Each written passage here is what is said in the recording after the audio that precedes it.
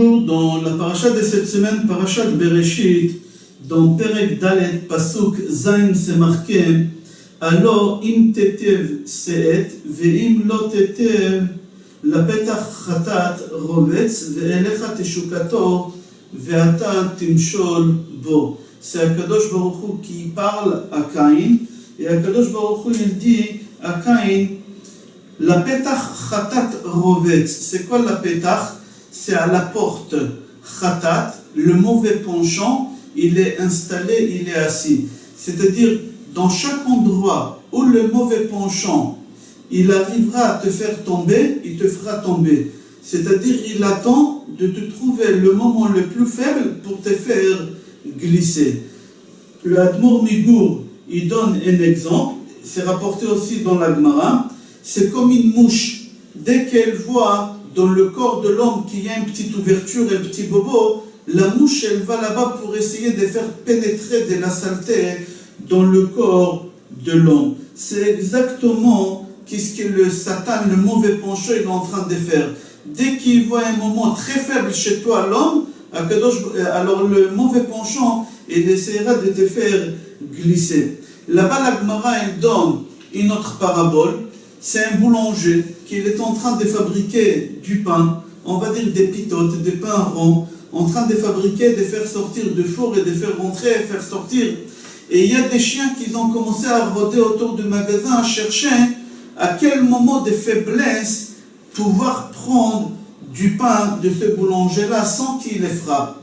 Ils ont essayé, ils n'ont pas réussi. À la fin, ils ont trouvé une idée, lui faire glisser un plateau entier, il y a là-bas une trentaine ou une quarantaine du pain rond, et le pain il est rond, il va rouler partout, et lui, le boulanger, il ne saura plus où mettre la tête.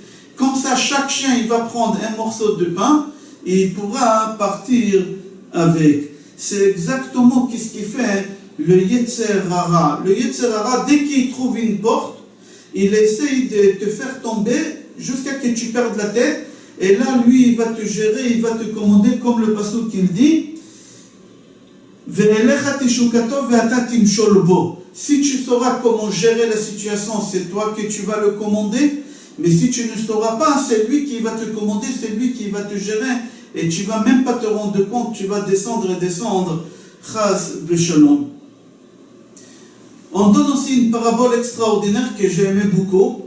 C'est un vieux riche, jamais marié, radin, avare, il a dit pour que je vais me marier, une femme ça va me coûter de l'argent, des enfants ça va me coûter de l'argent, je préfère rester comme je suis bien. Jusqu'à qu'il a vieilli. Et il y a un moment qu'il a dit ça y est, je ne peux plus rester seul, il me faut une femme pour que quelqu'un il s'occupe de moi. Il a vu quel est son intérêt et il a commencé à chercher. Les gens ils lui ont dit, avant de chercher une femme, va chercher une maison tout à fait normale. Aucune femme elle voudra vivre où tu vis, parce qu'il était tellement radin qu'il n'a même pas acheté un appartement pour lui comme il faut. Il a dit, bon, si c'est comme ça, il faut commencer par la maison, on va commencer. Il est parti dans les quartiers un peu chics, il a commencé à chercher, et il a vu que c'est très très cher. Il ne savait pas quoi faire. En fin de compte, il a vu que dans un appartement, qu'il était pas mal, il a dit, celui-là, je vais essayer d'acheter cet appartement. Il est parti voir le propriétaire, il a dit, je suis d'accord d'acheter ta maison. Il lui a dit, ma maison, elle n'est pas à vendre, je suis bien dedans avec ma femme, mes enfants, je ne vends pas ma maison. Il a essayé, mais il n'a pas réussi. À la fin, il a eu une idée. L'idée qu'il a eue, il a dit, regarde, tu ne veux pas me vendre ta maison, vends-moi 1 cm² de ta maison. Il a dit, qu'est-ce que tu vas faire avec 1 cm² de ma maison? Il lui a dit, dans un mur au salon, tu me vends 1 cm², je veux mettre là-bas un clou. Et je te paye le prix que tu demandes, je te paye. Il lui a dit, d'accord, il n'y a pas de problème. Voilà, ça va coûter, on va dire, 10 000 € ces centimètres carrés. Il lui a dit, j'achète. Ils ont fait un contrat comme il faut devant un avocat. Et le bonhomme, il est parti, il a placé un clou dans son salon. Il est reparti.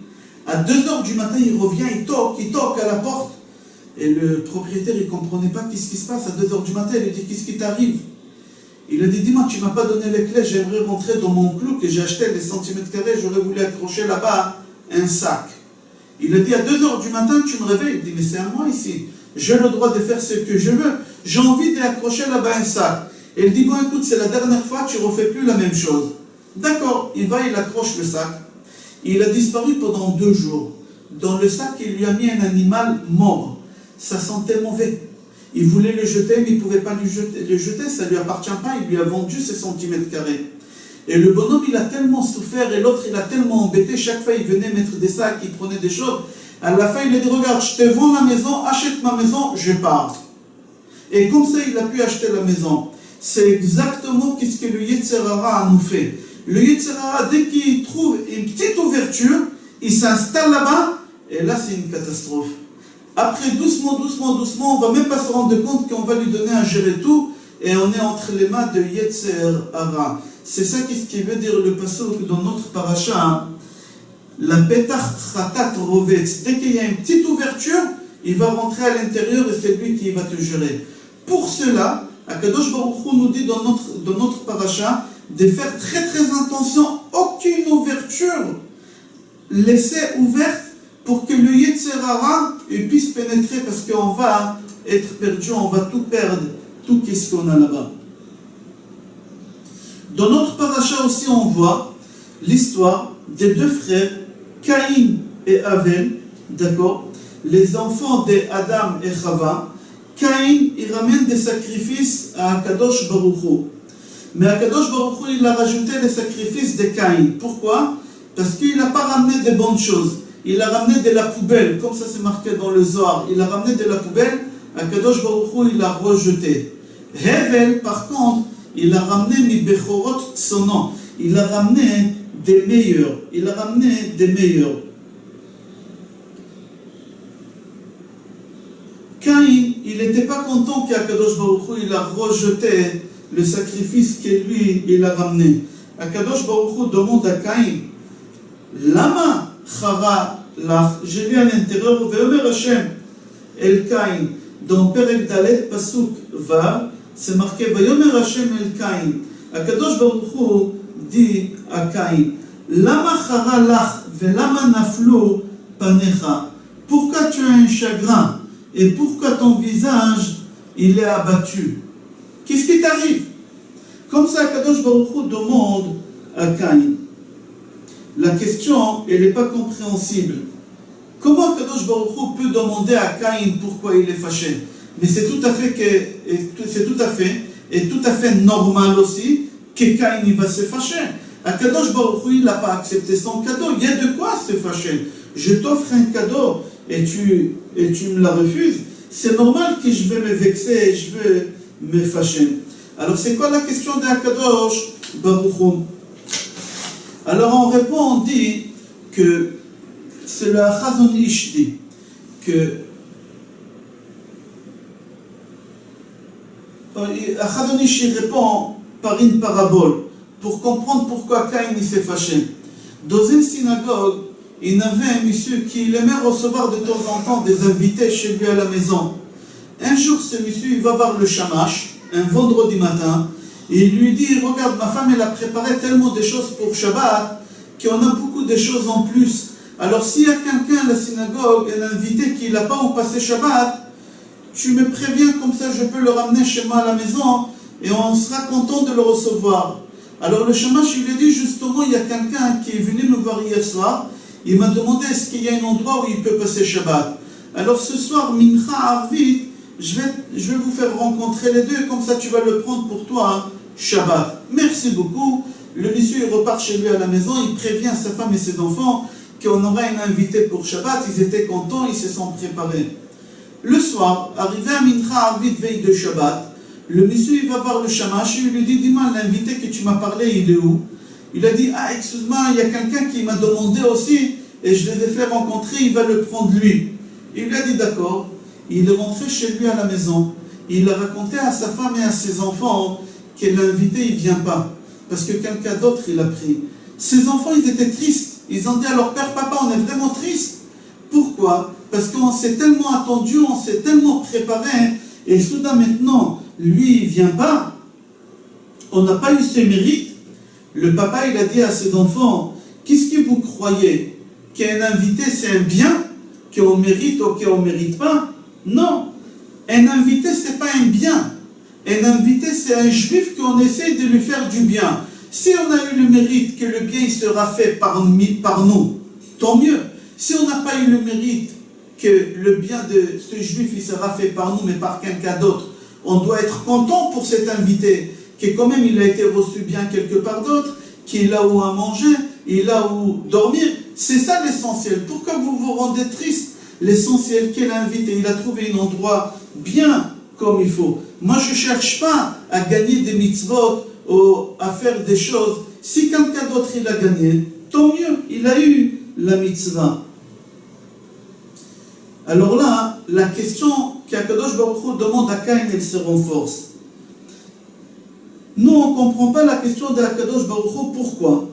Parce que nous, on croit que pour faire du bien à quelqu'un d'autre, ou pour réussir, on doit écraser les autres, ou on doit faire du mal aux autres. C'est une erreur.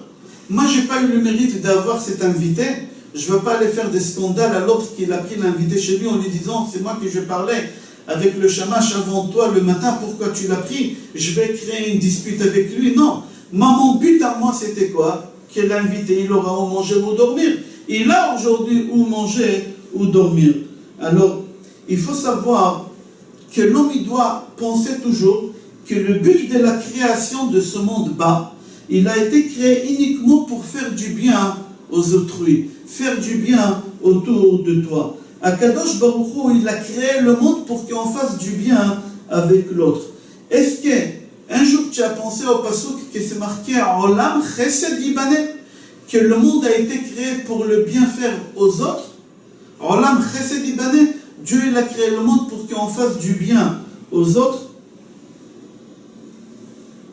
Maintenant on va comprendre c'est quoi la question d'Akadosh Baruch Hu. Jusqu'à maintenant on n'a pas compris la question d'Akadosh Baruch Hu parce que nous on a eu toujours l'idée qu'il faut faire du mal aux autres pour qu'on puisse faire du bien à nous.